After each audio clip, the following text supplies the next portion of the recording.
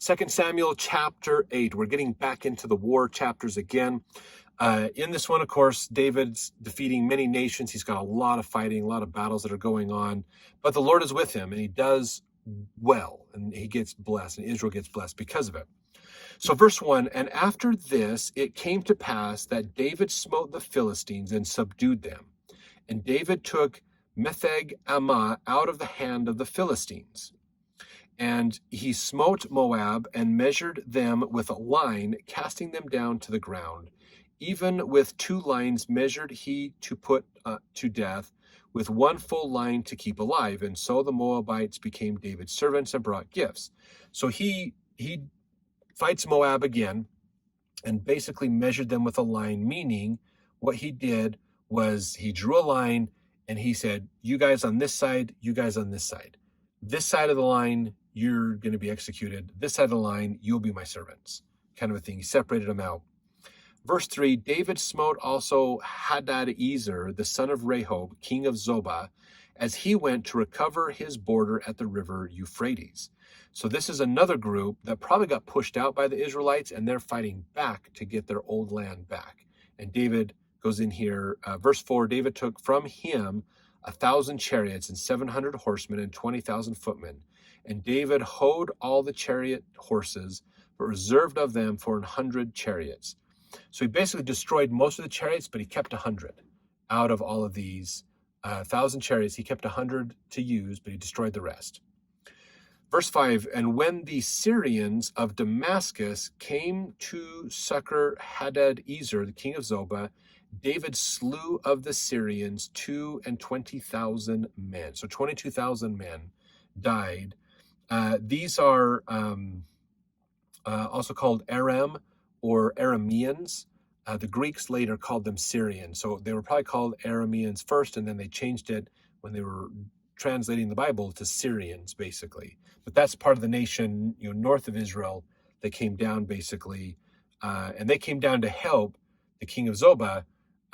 Probably had a mutual aid agreement, basically. Hey, if we get attacked, we're going to ask you to come help defend us.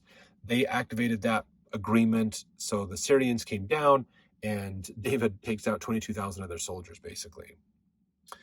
Let's see, verse 6. Then David put garrisons in Syria of Damascus, and the Syrians became servants to David and brought gifts. And the Lord preserved David whithersoever he went. And David took the shields of gold that were on the servants of Hadadezer and brought them to Jerusalem.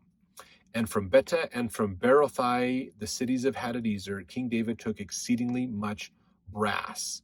So this is they're using, they still had a lot of brass, but he's pulling all this brass down, bringing a lot of these metals, gold and brass and things to Jerusalem. Verse 9, when Toi, king of Hamath, heard that David had smitten all the host of Hadadezer, then Toi sent Joram, his son, unto King David to salute him and to bless him, because he had fought against Hadadezer and smitten him. For Hadadezer had wars with Toi, and Joram brought with him vessels of silver, vessels of gold, and vessels of brass, which also King David did dedicate unto the Lord with the silver and gold that he had dedicated of all the nations which he subdued.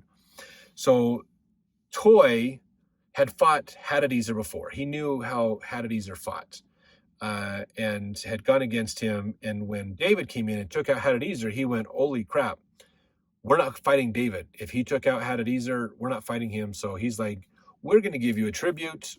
Leave us alone, kind of a thing. And David is dedicating all this gold to the Lord. So there might be more in this, that maybe he was told, you need to go finish wiping these people out, dealing with the enemies of Israel, cleaning out the rest of the area that was supposed to be given to Abraham, but the original Israelites that moved in with Joshua didn't finish the job. So you need to finish the job and then take all these spoils and centralize it, bring it to Jerusalem to centralize it. Because guess what they're going to use when Solomon gets in? They've got to have wealth to use it to do things when Solomon's in here. So this is pulling the resources together in a way. Verse 12, of Syria and of Moab and of the children of Ammon and of the Philistines and of Amalek and of the spoil of Hadadezer, son of Rehob, king of Zobah. And David gat him a name when he returned from smiting of the Syrians in the valley of Salt, being 18,000 men. Valley of Salt's Bible Dictionary, you can look that up as well. And he put garrisons in Edom. Throughout all Edom put he garrisons, and all they of Edom became David's servants. And the Lord preserved David whithersoever he went. And David reigned over all Israel, and David executed judgment and justice unto all his people. And Joab the son of Jeruiah was over the host, and Jehoshaphat the son of Elihud was a recorder, and Zadok the son of Ahitub and Ahimelech the son of Abiathar were priests, and Zariah was the scribe. So Zadok is a priest, basically, and helping out, and Benaiah the son of Jehoiada was over both the Cherethites and the Pelethites. David's sons were chief rulers. So David really established himself here. He put things in place. He establishes his kingdom. He puts armies out there to protect and defend everything. He gets all this taken care of, kind of settles up what was promised in Genesis 15, if I remember right, it's Genesis 15 to Abraham, to secure that area and to take this over. That area is fulfilled. That is taken care of. So that's what we get in chapter 8. So let's jump into chapter 9 next. We'll see you then.